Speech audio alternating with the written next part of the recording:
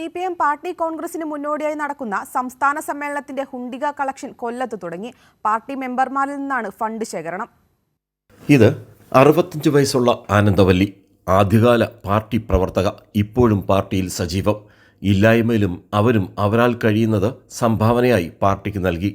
തൻ്റെ കയ്യിൽ കരുതി വെച്ച തുക സന്തോഷത്തോടെയായിരുന്നു അവർ കൈമാറിയത്.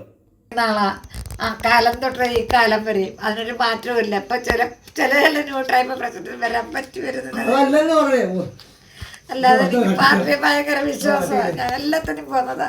മോനെ അറിയാമല്ലോ അല്ലേ?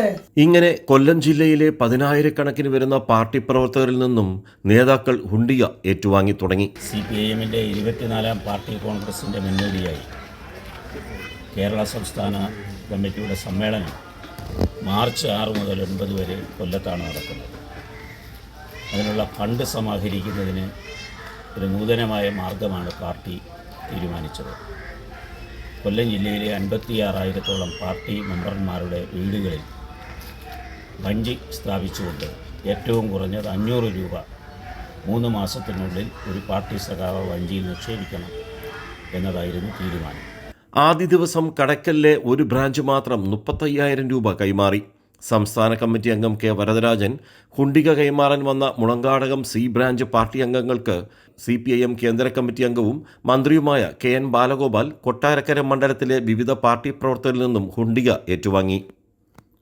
രാജ്കുമാർ, കൈരളി ന്യൂസ്, കൊല്ലം.